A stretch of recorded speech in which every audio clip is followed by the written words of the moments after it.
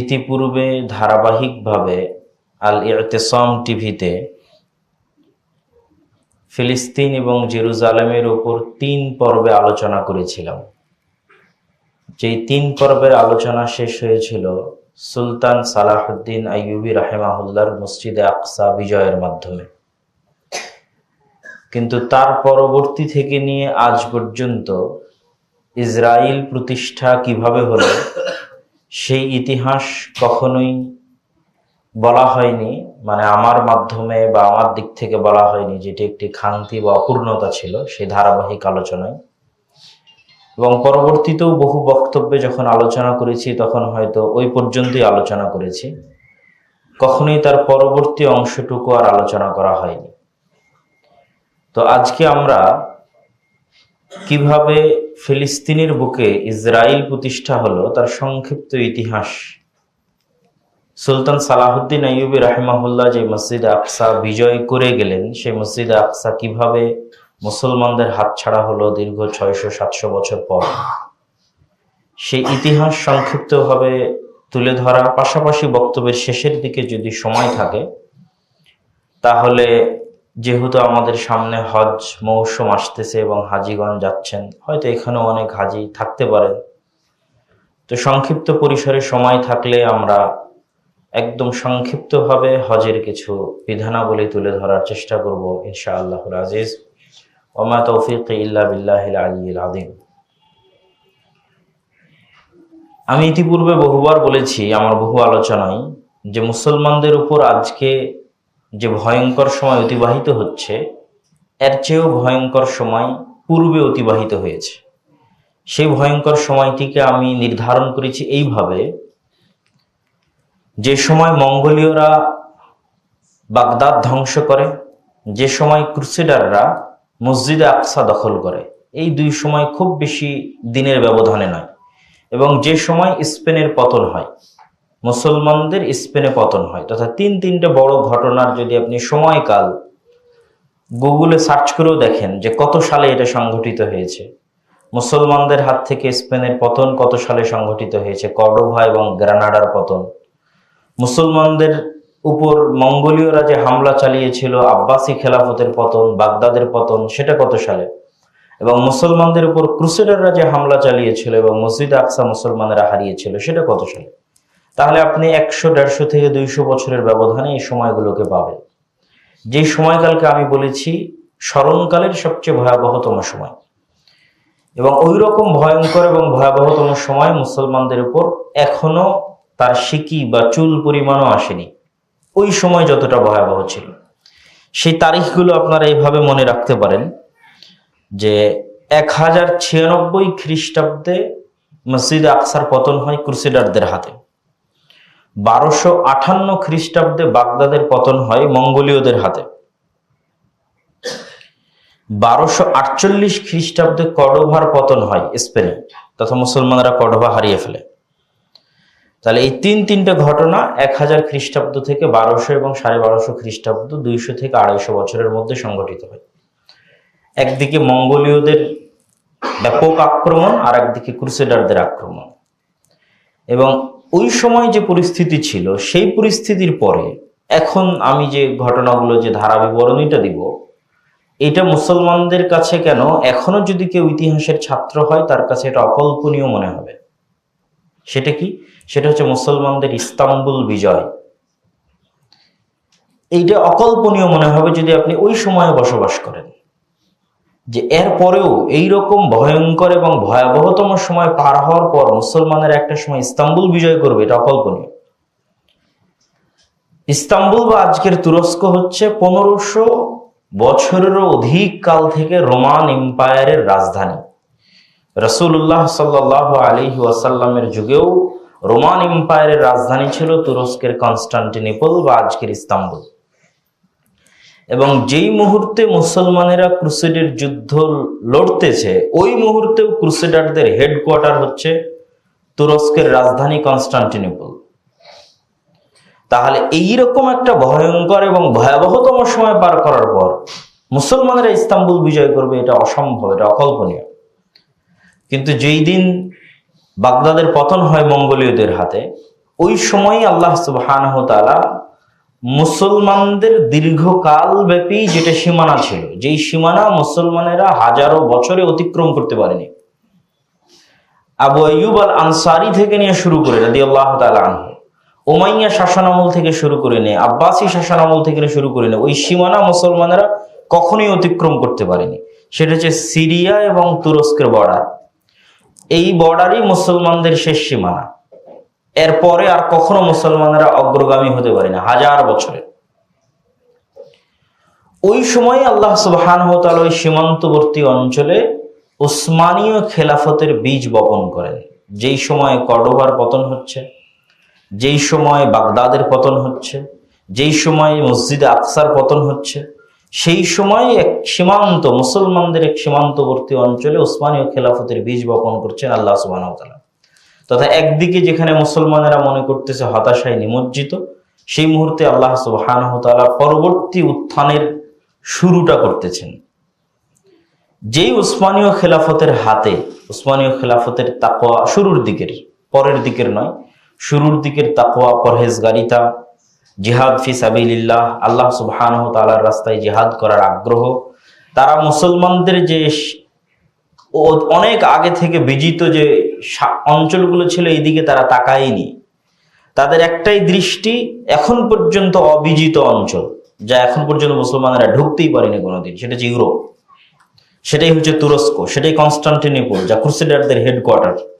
তখনও সেইটা টার্গেট নিয়েই তারা তাদের পুরো জীবন কাটিয়ে দিয়েছে এবং আল্লাহ সুবহানাহু ওয়া তাআলা তাদেরকে এই চেষ্টায় সফলতা দান করেছে। এবং উসমানীয় খেলাফত যখন তার স্বর্ণকাল অতিক্রম করছে সুলতান সুলাইমান আল কানুনির সময়ে, তখন উসমানীয় খেলাফতের অধীনে যে রাষ্ট্রগুলো ছিল আজকের বিশ্বের, মুসলমানদের এই অঞ্চলগুলো বাদ দিচ্ছে, আজকের বিশ্বের যে রাষ্ট্রগুলো ছিল সেগুলো ছিল আজকের যে ইউক্রেনে যুদ্ধ হচ্ছে রাশিয়ার সাথে, এই Ukraine, Hungary, Serbia, Bulgaria, Romania, Macedonia, Greece, Armenia, Cyprus, Georgia, Kosovo, বিশাল ইউরোপের একটা বড় অংশ জুড়ে ছিল উসমানীয় খেলাফত। যেটা আগের ওই অংশটুকু যদি আপনি ওই যুগে যদি বসবাস করেন, যখন ক্রুসেডাররা আক্রমণ করতেছে, যখন মঙ্গোলীয়রা বাগদাদ ধ্বংস করে দিচ্ছে, যখন স্পেনে গ্রানাডা এবং কর্ডোবার পতন হচ্ছে, তখন বসে আপনি এটা কল্পনা করতে পারবেন না যে আজকে যে ইউরোপে বসে মুসলমানদের উপর হামলা হচ্ছে, সেই ইউরোপ একদিন মুসলমানেরা দখল করে নেবে, বড় বড় শহর এবং বড় বড় রাষ্ট্র দখল করে নেবে এবং তাদের অধীনে চলে আসবে। কিন্তু আল্লাহ সুবহানাহু ওয়া তাআলা সেটাই ঘটিয়েছে। এবং ইস্তাম্বুল বিজয় হয় 1453 খ্রিস্টাব্দে। তাহলে বাগদাদের পতনের, জেরুজালেমের পতনের, কর্ডোভা গ্রানাডার পতনের মোটামুটি 100-150 বছরের মাথায়, মুসলমানেরা 200 বছরের মাথায় যেটা ক্রুসেডারদের হেডকোয়ার্টার ছিল সেই তুরস্ক বিজয় করে নেয়, যেটা আজকেও এখনো মুসলমানদের অধীনে আছে। ইস্তাম্বুল বিজয় করে নেয় এবং এই ইস্তাম্বুল বিজয়ের জন্য যার হাতে বিজয় হয় তাকে বলা হয় সুলতান মুহাম্মদ আল ফাতেহ। ফাতেহ মানে হচ্ছে বিজয়ী। মুহাম্মদ আল ফাতেহ, তার হাতে আল্লাহ সুবহানাহু ওয়া তাআলা বিজয় দান করেন এবং তার দৃঢ় সংকল্প ছিল, তার দৃঢ় সংকল্প এবং সাহসিকতা এবং দূরদর্শী চিন্তা ভাবনা এত বেশি ছিল যে তিনি মাটির উপর দিয়ে পর্যন্ত জাহাজ চালিয়ে দিয়েছেন, পানি জাহাজ মাটির উপর দিয়ে। বসফরাস প্রণালী থেকে 70-এর অধিক জাহাজ উঠিয়ে নিয়ে গোল্ডেন হর্নে নামিয়ে দিয়েছেন। প্রায় 3 থেকে 4 মাইলের মতো রাস্তা মাটির উপর দিয়ে জাহাজ চালিয়েছেন, কাঠ দিয়ে, কাঠের উপর তেল দিয়ে, সেই যুদ্ধে বিজয়ের সময়। এবং এটা একটি অবিস্মরণীয় এবং অকল্পনীয় ঘটনা ছিল মুসলমানদের হাতে ইস্তাম্বুলের বিজয়, যা কখনো মুসলমানেরা ভাবতে পারেনি যে এই পরিবেশের পরেও এরকম বিজয় আসতে পারে। তো কেন আমি এই সংক্ষিপ্ত আলোচনা এখানে তুলে ধরলাম? ওই যে সুলতান সালাহুদ্দিন আইয়ুবীর জেরুজালেম বিজয়ের পরে পুনরায় জেরুজালেম হারিয়ে ফেলা, এটার সাথে উসমানীয় সাম্রাজ্যের ব্যর্থতা জড়িত আছে, উসমানীয় খেলাফতের ব্যর্থতা জড়িত আছে। দীর্ঘকালব্যাপী উসমানীয় খেলাফত এই অঞ্চলটা শাসন করেছে।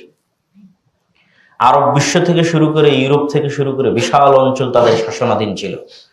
আজকে 100 বছর পূর্বে, 70-80 বছর পূর্বে যখন ইসরায়েল প্রতিষ্ঠা হয়, তখন 1 নম্বর কারণ হিসেবে গণ্য হবে এই উসমানীয় খেলাফতের ব্যর্থতা, যেটার তারা রক্ষণাবেক্ষণ 600 বছর যাবৎ করে এসেছে, সেই রক্ষণাবেক্ষণ করতে তাদের ব্যর্থ হওয়া।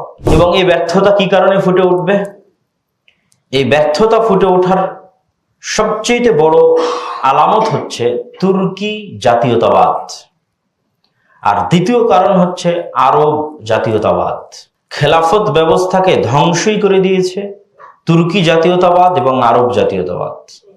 কেউ যদি খেলাফত ব্যবস্থা ধ্বংসের জন্য শুধু আরবদের দোষ দেয় তাহলে এটা ভুল হবে। খেলাফত ব্যবস্থা ধ্বংসের জন্য আরবরা যতটা না দায়ী তার চেয়ে হাজার গুণ শতগুণে বেশি দায়ী তুর্কি জাতীয়তাবাদ।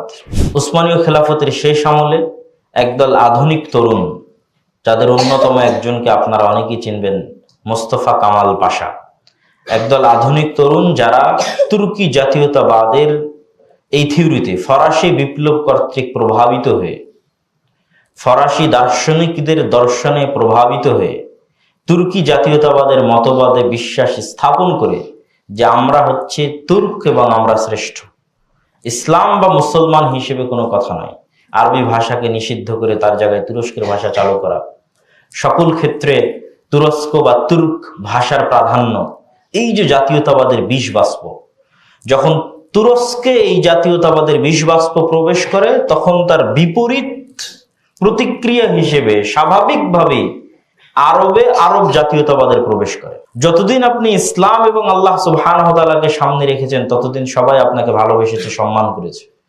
যখন আপনি ইসলাম এবং আল্লাহ সুবহানাহু ওয়া তাআলার এই যে সকলকে এক রাখার যে মূলনীতি, এইটাকে সংকীর্ণ করে তুর্ক জাতীয়তাবাদকে প্রমোট করবেন বা তুর্ক জাতীয়তাবাদের অধীনে চলে যাবেন, তখন স্বাভাবিকভাবেই আরবরা আপনার বিদ্বেষী হবে এবং তারা বলবে আমি তোমার চেয়ে শ্রেষ্ঠ, তুমি কে?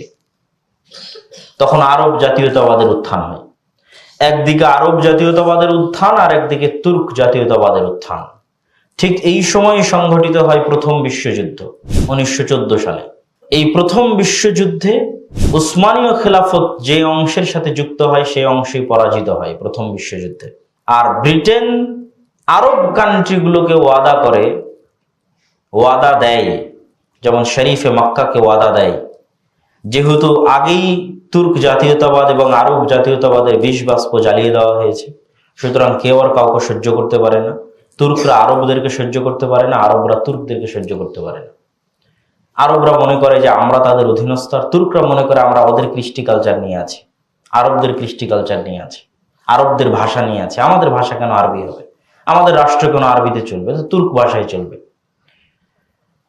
তো আগে থেকেই যে বিষ বাষ্প জ্বালিয়ে দেওয়া ছিল, এই বিষ বাষ্পে ব্রিটেন ওয়াদা করে যে তোমরা যদি এই প্রথম বিশ্বযুদ্ধে আমাদের সঙ্গী হও তাহলে তুর্কদের হাত থেকে মুক্ত করে তোমাদেরকে আরব দিয়ে দেব, পরিপূর্ণ আরব তোমাদেরকে দিয়ে দেওয়া হবে। এই জায়গায় ব্রিটেন বিশ্বাসঘাতকতা করে আরব দেশগুলোর সাথে। যখন প্রথম বিশ্বযুদ্ধে উসমানীয় খেলাফতের পতন হয় তখন ব্রিটেনের ওয়াদা অনুযায়ী পুরো আরব অঞ্চল মুসলমানদের দিয়ে দেওয়ার কথা, কিন্তু ব্রিটেন তার সঙ্গী সাথীদের সাথে গোটা আরব অঞ্চল ভাগ করে নেয়। সিরিয়া, জর্ডান, লেবানন ভাগ করে নেয়, ফিলিস্তিনও সেই ভাগে পড়ে।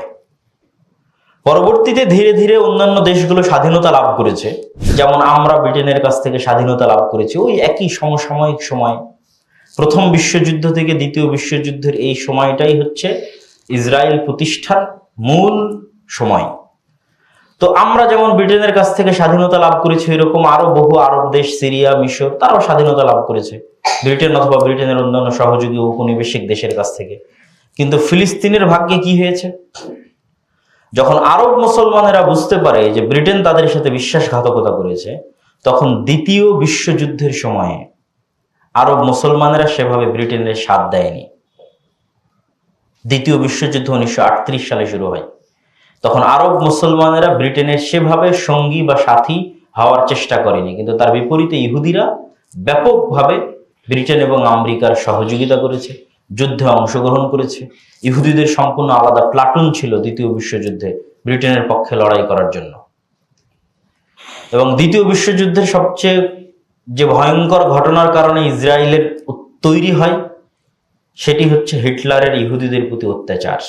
হিটলার কয়েক লক্ষ ইহুদিকে হত্যা করে জার্মানে, এবং জার্মান থেকে স্রোতের মতো ইহুদিরা শরণার্থী হিসেবে বিভিন্ন দেশে পাড়ি জমায়। তখন আমেরিকা এবং ব্রিটেনের মাথা ব্যথা হয়ে দাঁড়ায় যে এই ইহুদিদেরকে তারা কোথায় জায়গা দিবে। তারা এই বিষ বাষ্প তাদের গায়ে, তাদের শরীরে উঠাতে চায়নি।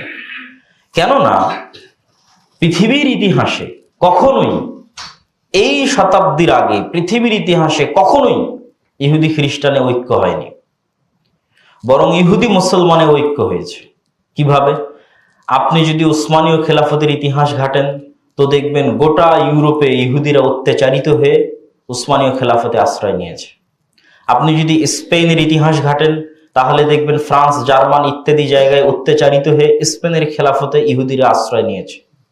তথা সবসময় ইহুদিদের উপর অত্যাচার করেছে খ্রিস্টানেরা। কেননা তাদের এটা বিশ্বাস যে তাদের নবীকে কে হত্যা করেছে? ইহুদিরা হত্যা করেছে। যদিও আমরা বিশ্বাস করি ঈসা আলাইহিস সালাতু ওয়াস সালাম নিহত হননি, জীবিত আছেন, কিন্তু যেহেতু খ্রিস্টানরা বিশ্বাস করে তাদের নবী নিহত এবং তাদের নবীর হত্যাকারী ইহুদি, সুতরাং তাদের মধ্যে কখনোই ঐক্য হতে পারে না। এটা ইম্পসিবল। এই ইম্পসিবল জিনিসটাই এই যুগে এসে সম্ভব হয়েছে। এবং এই দীর্ঘকাল ব্যাপী ইহুদিরা বিভিন্ন অঞ্চলে নির্যাতিত হয়ে মুসলমানদের কাছে আশ্রয় নিয়েছে এবং মুসলমানের আশ্রয় দিয়েছে। এটা আপনি ইতিহাসের পাতা খুললেই পাবেন যে মুসলমানের আশ্রয় দিয়েছে। এই জন্য ব্রিটেন আর আমেরিকা কখনোই চায়নি যে এই বিষ বাষ্প তাদের ঘাড়ে নিয়ে যেতে। দ্বিতীয় বিশ্বযুদ্ধের পর তারা এটাকে মোক্ষম সুযোগ হিসেবে ব্যবহার করে যে এদের যদি আমরা আরব মুসলমানদের উপর চাপিয়ে দিই তো এরা বুঝবে, আর এর সাথে আমাদেরও, যতদিন ইসরায়েল আমাদের সাথে আছে ততদিন আরব বিশ্বের মধ্যে আমাদের একটা প্রভাব থাকবে, অতএব তাদেরকে আরব বিশ্বে জায়গা দেওয়া হোক। তো প্রথম বিশ্বযুদ্ধের পর যেই ঘোষণা ব্রিটেন দিয়েছিল, যেটাকে বেলফোর ঘোষণা বলা হয় 1917 সালে, সেই ঘোষণার পর থেকে নিয়ে ব্রিটেন ফিলিস্তিন ছাড়ার আগ পর্যন্ত মনে রাখতে হবে যে আগে এই ফিলিস্তিনের অধিকারী ছিল তুর্করা। আরবদেরকে ব্রিটেন ওয়াদা দিল যে তোমাদেরকে তুর্ক থেকে মুক্ত করে দেবো, আমাদের সঙ্গে হও। এই ওয়াদা দিয়ে আরবদেরকে সাথে নিয়ে যখন তুর্কের পতন হলো প্রথম বিশ্বযুদ্ধের পর, ব্রিটেন আর আরবদেরকে দিল না ফিলিস্তিন, ব্রিটেন নিজের কাছে রেখে দিল ফিলিস্তিন। এবং ব্রিটেন এই ফিলিস্তিন ছাড়লো দ্বিতীয় বিশ্বযুদ্ধের পর। যেমন দ্বিতীয় বিশ্বযুদ্ধের পর আমাদেরকে ছেড়ে দিয়েছে ব্রিটেন, 1947 সালে ভারত পাকিস্তান স্বাধীন হয়েছে, ঠিক একই সময়ে 1948 সালে তারা ফিলিস্তিন ছেড়েছে। তাহলে এই মধ্যের সময়টুকুতে এই ফিলিস্তিন পরিচালিত হয়েছে ব্রিটেনের অধীনে, প্রথম বিশ্বযুদ্ধ থেকে নিয়ে দ্বিতীয় বিশ্বযুদ্ধের মধ্যে।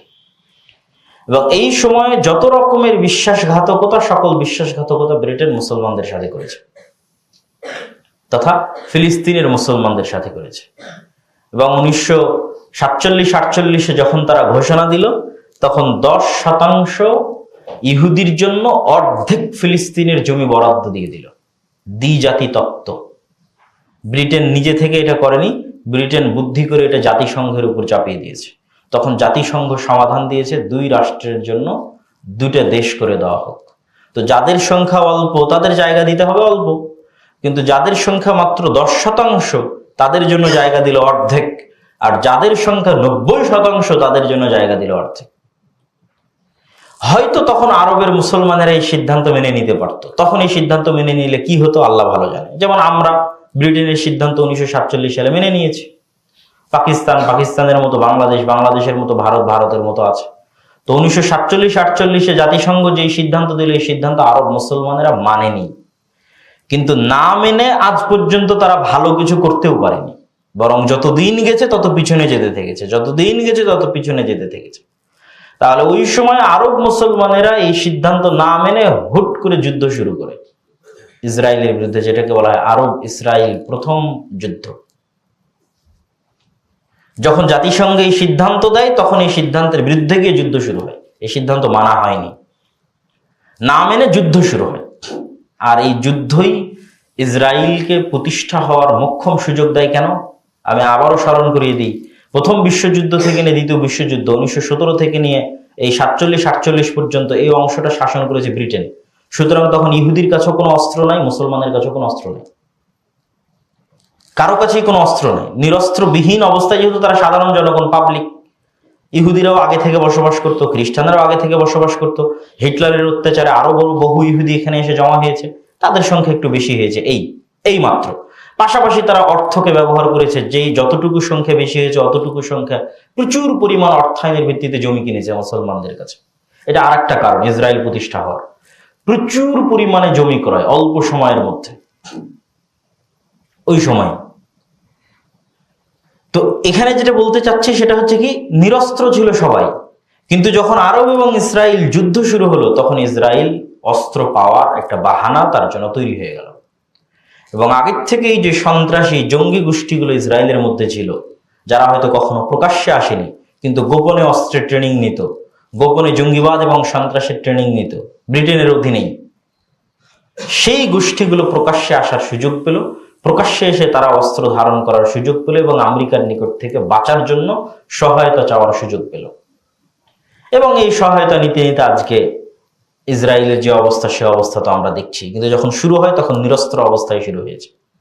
আরব ইসরায়েল যুদ্ধে মুসলমানরা যদি জয়লাভ করতো তাহলে হয়তো ইসরায়েল পৃথিবীর বুক থেকে মিটেই যেত সেই দিন। কিন্তু মুসলমানরা জয়লাভ করতে পারেনি কেন? এটা একক নেতৃত্বের অধীনে কোনো যুদ্ধ ছিল না। পাঁচটা দেশ এই যুদ্ধের মধ্যে অন্তর্ভুক্ত ছিল। কেউ কাউকে বিশ্বাস করতো না, পরস্পরের বিশ্বাসের মধ্যে দুর্বলতা ছিল। আর কারোর মাথায় এটা ছিল না যে আমাকে ফিলিস্তিন আজাদ করে দিতে হবে। যে যার মতো পেরেছে সে তার মতো নিজের জায়গা বাড়াতে থেকেছে। মিশর গাজা দখল করে নিয়েছে, সিরিয়া গোলান মালভূমি দখল করে নিয়েছে, লেবানন তার দিক থেকে জায়গা দখল করে নিয়েছে। মানে তারা তাদের মতো করে জায়গা দখল নিয়ে পরস্পরের মধ্যে দ্বন্দ্ব, মতভেদ, হিংসা, বিদ্বেষ এবং বৈরিতা তৈরি হয়। কে কার চেয়ে বেশি দখল করে নিল, কে কার চেয়ে কম দখল করে নিল। ফলত এই আরব ইসরায়েল প্রথম যে যুদ্ধ, এই যুদ্ধ দ্বিতীয় তৃতীয় কোনো যুদ্ধেই পরপর 3টা আরব ইসরায়েল যুদ্ধ হয়, কোনো যুদ্ধেই মুসলমানেরা বা আরবরা বিজয় লাভ করতে পারেনি। কেন? এই যুদ্ধগুলোর একটাও আল্লাহ সুবহানাহু ওয়া তাআলার সন্তুষ্টির জন্য একক নেতৃত্বের অধীনে সংগঠিত হয়নি। এই প্রত্যেকটা যুদ্ধই ছিল ব্যক্তি, দেশ এবং জাতীয়তাবাদের স্বার্থকে সামনে রেখে জাতি হিসেবে যুদ্ধ করা হয়েছে। ফলত অবস্থা যা হয়েছে, যতদিন গেছে ততদিন ইসরায়েল শক্তিশালী হতে থেকেছে আর ফিলিস্তিন সংকুচিত হতে থেকেছে। ওই সময় তাও জাতিসংঘ বলেছিল অর্ধেক তোমাদের জন্য। আর এখন তো সেই সিকি পরিমাণও নাই। একটা রাষ্ট্র, নামকাওয়াস্তে একটা রাষ্ট্র প্রতিষ্ঠিত আছে, যে রাষ্ট্রের কোনো সেনাবাহিনী নাই, যে রাষ্ট্রের সকল নিরাপত্তা ইসরায়েল তার নিজের হাতে নিয়ে রেখেছে।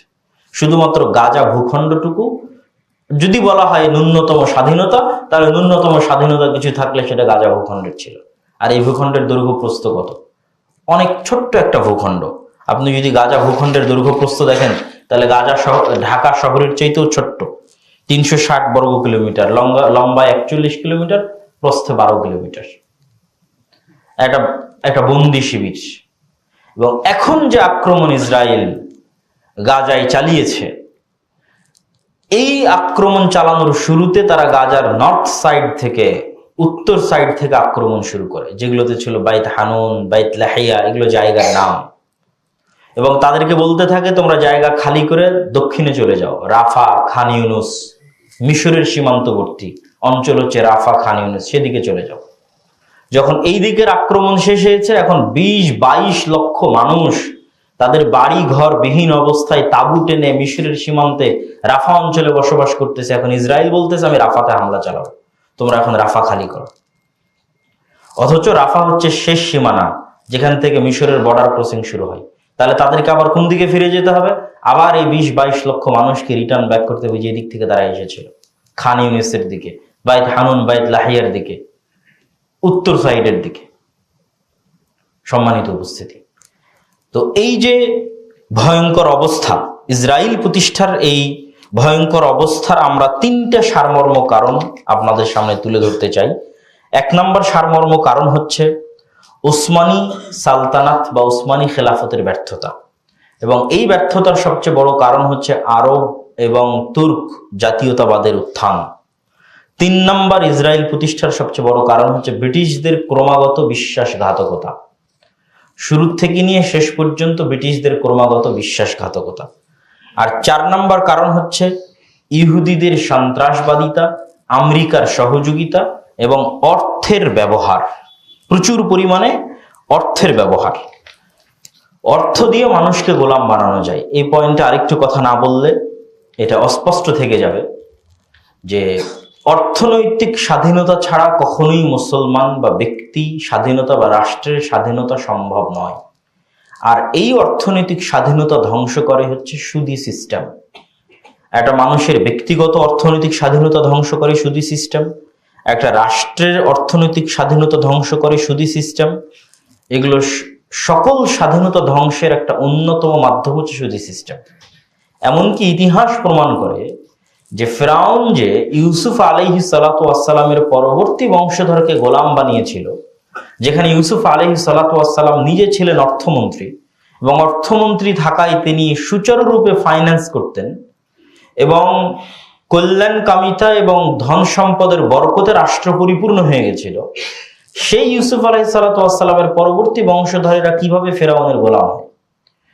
তো ইতিহাসে লেখা আছে, যেমন কারুনের বর্ণনা এসেছে যে ফেরাউনের যুগে একজন ধনপতি ছিল কারুন। তো সে ধনপতি হয়েছিল কিভাবে এবং এই বানু ইসরায়েলকে গোলাম বানানো হয়েছিল কিভাবে, সেখানে একটা কারণ এসেছে, সেটা হচ্ছে সুদ। সুদের ভিত্তিতে লোন দিয়ে গোলাম বানানো এবং একটা বিশাল বৃহত্তম অংশকে জাস্ট অন্য আর 10টা কারণের মধ্যে এটি একটি বড় কারণ ছিল যে সুদের ভিত্তিতে লোন দিয়ে তাদেরকে গোলাম বানিয়ে তাদের অর্থনৈতিক স্বাধীনতাকে হরণ করা হয়েছিল। এবং আজকের বিশ্ব দ্বিতীয় বিশ্বযুদ্ধের পর থেকে নিয়ে আজ পর্যন্ত সমগ্র পৃথিবীতে যেই পরিমাণ সুদী সিস্টেম নিজাম প্রতিষ্ঠা করা হয়েছে এবং যেই পরিমাণ সুদী ব্যাপকতা প্রচলন ঘটানো হয়েছে, তা মুসলমান দেশগুলো এবং মুসলমানদের জন্য এক প্রকার পরাধীনতার একটি বড় মাধ্যম হিসেবে কাজ করেছে। যেমন ইসরায়েল প্রতিষ্ঠার ক্ষেত্রে করেছে, যেমন ফিলিস্তিন ধ্বংসের ক্ষেত্রে করেছে, তেমন আজও অব্যাহতভাবে এই কারণটি আমাদের জন্য অর্থনৈতিক গোলামি এবং অর্থনৈতিক দাসত্বের কারণ হিসেবে আমাদের কাছে থেকে যাচ্ছে এবং অব্যাহতভাবে আছে। সম্মানিত উপস্থিতি, তাহলে এই সংক্ষিপ্ত আলোচনা থেকে আমরা কি শিখতে পারি?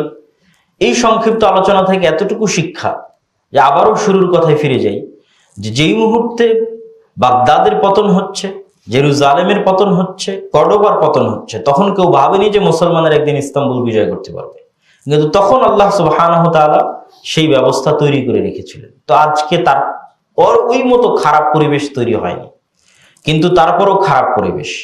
তার মানে এখানে হতাশার কিছু নাই। আল্লাহ সুবহানাহু ওয়া তাআলা অবশ্যই হয়তো একদল মানুষ যাদের অন্তর কলুষিত হয়ে গেছে, হিংসা বিদ্বেষে পরিপূর্ণ হয়ে গেছে, সত্য মিথ্যের সংমিশ্রণ ঘটেছে, যেমন আমার ছোট ভাই আব্দুর রহিম যে ত্রাণ কার্যক্রম পরিচালনা করছে ফিলিস্তিনিদের মাঝে রাফা সীমান্তে, তারও একই বক্তব্য যে আব্দুল্লাহ ভাই, তুমি যে তোমার বক্তব্যে বলো যে আজকের মুসলমানেরা ধোঁকায় মিথ্যাবাদিতাই বনী ইসরাইল হয়ে গেছে, তা আমি ত্রাণ কাজ পরিচালনা করতে এসে দেখছি যে এক মুসলমান আর এক মুসলমানের রক্ত বিক্রি করতে দ্বিধা করে না, রক্ত সম্মান ইজ্জত বিক্রি করতে দ্বিধা করে না।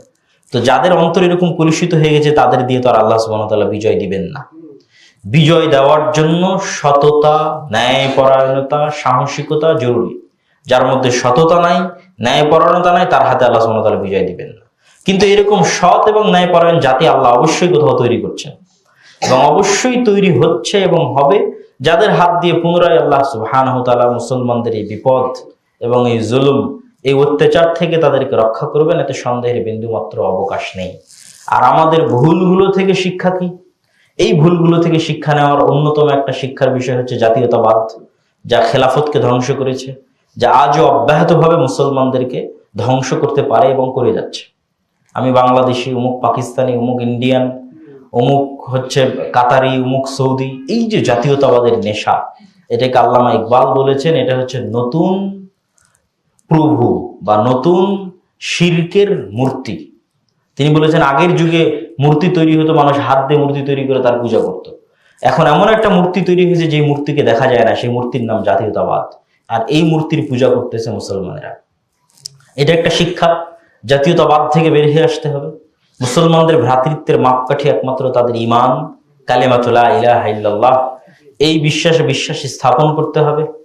দ্বিতীয়ত এখান থেকে আরেকটা জিনিস যেটা শিক্ষা নিতে হবে, সেটা হচ্ছে তারা হচ্ছে আউলিয়া ও বা'দুহুম আউলিয়া ও বা'জ। ইহুদি খ্রিস্টানরা হচ্ছে পরস্পরের মিত্র। তারা কখনোই আপনার প্রতি সন্তুষ্ট হবে না যতক্ষণ না আপনি আপনার দ্বীনকে তাদের জন্য বিসর্জন না দিচ্ছেন। অতএব ব্রিটেনের কথাকে বিশ্বাস করে আরবের মুসলমানেরা যে ভুল করেছে, কখনোই এই ধরনের যারা বিধর্মী আছে, যারা কন্টিনিউয়াসলি চেষ্টা করছে ইসলাম এবং মুসলমানকে দুনিয়ার বুক থেকে মিটিয়ে ফেলার জন্য, তাদের কথাকে বিশ্বাস করে তাদের প্ররোচনায় তাদের ফাঁদে পা না দেওয়া, এটা একটা চরম শিক্ষণীয় বিষয়। তৃতীয় শিক্ষণীয় বিষয় হচ্ছে আল্লাহ সুবহানাহু ওয়া তাআলা উসমানীয় খেলাফতের হাতে যে ইস্তাম্বুল বিজয় করেছিলেন, বাগদাদের পতনের পর, কর্ডোবার পতনের পর, জেরুজালেমের পতনের পর তার সবচেয়ে বড় মূল কারণ ছিল তাদের একনিষ্ঠতা, তাদের সততা, তাদের ন্যায়পরায়ণতা। তাদের অন্তরগুলো কলুষতা মুক্ত ছিল, হিংসা বিদ্বেষ এবং নিজের ভাইয়ের রক্তে তার হাত রঞ্জিত ছিল না। আর আমাদের অবস্থা কি? আমাদের হাত এবং আমাদের জিহ্বা প্রতিনিয়ত আমাদের ভাইদের রক্তে রঞ্জিত হচ্ছে। আমার ভাই আমার জিহ্বা থেকে নিরাপদ নয়, তাহলে আমি কখনোই একজন সৎ ন্যায়পরায়ণ মুসলমান নই। অতএব সবার আগে আমার জিহ্বাকে কন্ট্রোল করতে হবে, আমার হাতকে কন্ট্রোল করতে হবে, যেন আমি ন্যায়পরায়ণ থাকতে পারি। তাহলে আল্লাহ সুবহানাহু ওয়া তাআলা বিজয় দিবেন এবং নেতৃত্ব দান করবেন। কখনোই সংকীর্ণ অন্তর দিয়ে নেতৃত্ব অর্জন করা যায় না। আল্লাহ সুবহানাহু ওয়া তাআলা আমাদেরকে মুসলমানদের ইতিহাস থেকে শিক্ষা অর্জন করার এবং মুসলমানদের ইতিহাস থেকে শিক্ষা অর্জন করে আমাদের পরবর্তী প্রজন্মকে ইতিহাসের জ্ঞান দিয়ে যাওয়া। আল্লাহ সুবহানাহু ওয়া তাআলা নিজে ইতিহাস বর্ণনা করেছেন কোরআনে, নবীদের ইতিহাস বর্ণনা করেছেন, বনী ইসরাইলের ইতিহাস বর্ণনা করেছেন। তাহলে ইতিহাস শিক্ষার জিনিস বলেই আল্লাহ বর্ণনা করেছেন। অতএব ইতিহাস আমাদের জানতে হবে, শিখতে হবে এবং আমাদের পরবর্তী প্রজন্মকে জানাতে হবে এবং শিখাতে হবে, এবং তাদের অন্তরে এই বাসনা দিতে হবে যে মসজিদে আকসা তাদের, ফিলিস্তিন তাদের, এবং এটা উদ্ধার করার দায়িত্ব তাদের। কবে কিভাবে আল্লাহ সুবহানাহু ওয়া তাআলা কার মাধ্যমে করবেন আল্লাহ সুবহানাহু ওয়া তাআলা ভালো জানেন, কিন্তু আমাদের দায়িত্ব হচ্ছে এই শিক্ষাটা ছড়িয়ে দেওয়া। তারই অংশ হিসেবে আজকে আমরা আপনাদের সামনে তুলে ধরলাম কিভাবে পৃথিবীর বুকে পুনরায় মুসলমানেরা মসজিদে আকসা হারালো। যদিও এখনো পরিপূর্ণরূপে হারায়নি, পুরো মসজিদে আকসার কম্পাউন্ডে যাবতীয় শান্তি নিরাপত্তা রক্ষার দায়িত্ব ইসরায়েলি সেনাবাহিনীর, কিন্তু মুসলমানরা তাদের মসজিদে সালাত আদায় এখনো করতে পারছে। এখনো মসজিদে আকসাকে ধ্বংস করে দেওয়া হয়নি। মসজিদ আকসার যেটা পশ্চিম দেওয়াল আছে, ওয়েস্ট ওয়াল আছে, সেই পশ্চিম দেওয়ালে গিয়ে ইহুদিরা কান্নাকাটি করে, দোয়া করে, এবং তাদের কন্টিনিউয়াস চেষ্টা এবং স্বপ্ন হচ্ছে এটাকে ধ্বংস করে দিয়ে এখানে থার্ড টেম্পল সুলাইমান আলাইহিস সালাতু ওয়াস সালাম যে এটাই সেই মসজিদ আকসা সুলাইমান আলাইহিস সালাম বানিয়েছিলেন, কিন্তু তারা সেটাকে ভিন্নভাবে একটা রূপ দেওয়ার চেষ্টা, যে সুলাইমান আলাইহিস সালাতু ওয়াস সালাম হয়তো জাদুর মাধ্যমে পৃথিবী শাসন করতেন, নাউজুবিল্লাহ। ওমা কাফারা সুলাইমান ওয়ালাকিন্না শায়াতিনা কাফারু। আল্লাহ বলেছেন সুলাইমান কুফরি করেনি, সুলাইমান জাদুর মাধ্যমে পৃথিবী শাসন করতো না। সুলাইমান আল্লাহর দেওয়া মুজিজার মাধ্যমে পৃথিবী শাসন করতো, আল্লাহর দেওয়া ক্ষমতার মধ্যে পৃথিবী শাসন করতো। কিন্তু তারা মনে করে সুলাইমান আলাইহিস সালাম হয়তো জাদুর মাধ্যমে পৃথিবী শাসন, এটা শয়তান তাদের মনে করিয়েছে। এবং সেই জাদুবিদ্যার বইগুলো হয়তো এই মসজিদে আকসার নিচেই কোথাও সুলাইমান আলাইহিস সালাম লুকিয়ে রেখেছে। এবং আরেকটা বিষয় ছিল, সেটা হচ্ছে তাবুত। সেটাও মনে করে তারা এই মসজিদে আকসার মধ্যে কোথাও আছে। তাবুত হচ্ছে মুসা আলাইহিস সালাতু ওয়াস সালামের লাঠি এবং মুসা আলাইহিস সালাতু ওয়াস সালামের পাথর, যেটি বহুদিন যাবৎ বানু ইসরাইলদের সাথে ছিল, এবং তারা সেটা বহন করে নিয়ে কোনো যুদ্ধে গেলে সেই যুদ্ধে তাদের বিজয় হয়ে যেত আল্লাহ সুবহানাহু ওয়া তাআলার পক্ষ থেকে বরকত। তো সেই লাঠি এবং সেই পাথরও তারা মনে করে এই মসজিদে আকসার নিচে আছে। আর সুলাইমান আলাইহিস সালাতু ওয়াস সালামের সেই জাদুর বিভিন্ন বিদ্যা বই পুস্তক, সেটাও হয়তো মসজিদে আকসার নিচে আছে। এটাকে ভাঙতে হবে, ভাঙলে সেগুলো উদ্ধার হলে পুনরায় তারা এখান থেকে সমগ্র পৃথিবী শাসন করতে পারে। সুলাইমান আলাইহিস সালাম সেই থার্ড টেম্পল বানিয়ে সমগ্র পৃথিবী শাসন করতে পারে। এটা তাদের স্বপ্ন, এবং তারা এটা বাস্তবায়নের পথে কতটা কঠোর হতে পারে তা এই সংক্ষিপ্ত ইতিহাস প্রমাণ করছে। আজকের গাজার রাফায়, যেখানে সমগ্র বিশ্ব তীব্র নিন্দা করছে সাধারণ জনগণ, এমনকি হয়তো বড় বড় পরাক্রমশালী রাষ্ট্র হয়তো নিন্দা করছে যে রাফায় আক্রমণ না করা হোক, এবং লক্ষ লক্ষ খ্রিস্টান শিক্ষার্থী আমেরিকার রাস্তায়, ফ্রান্সের রাস্তায়, সমগ্র ইউরোপের রাস্তায় খ্রিস্টান শিক্ষার্থীরাই এই গণহত্যার প্রতিবাদ জানাচ্ছে। তারপরে ইসরায়েল কতটা বৃদ্ধাঙ্গুলি দেখিয়ে এখনো তাদের হামলা অব্যাহত রেখেছে। তাহলে তারা যদি পরিকল্পনা করে থাকে যে তারা মসজিদ আকসা ধ্বংস করবে এবং সেখানে থার্ড টেম্পল বানাবে, তো সেই চিন্তায়, সেই বিশ্বাসে তারা অটুট এবং অটল থাকবে, এতে সন্দেহের বিন্দুমাত্র অবকাশ নেই। এবং ধ্বংস হয়ে গেলেও আশ্চর্য হওয়ার কিছু থাকবে না। আল্লাহ সুবহানাহু ওয়া তাআলা কিভাবে উদ্ধার করবেন সেটি আল্লাহ সুবহানাহু ওয়া তাআলা ভালো জানেন। তবে এই ইতিহাসগুলো, এই শিক্ষাগুলো আমাদের সন্তানদের দিয়ে যেতে হবে। আল্লাহ যেন এই ইতিহাস থেকে আমাদেরকে শিক্ষা লাভ করার তৌফিক দান করেন। আল্লাহুম্মা আমিন।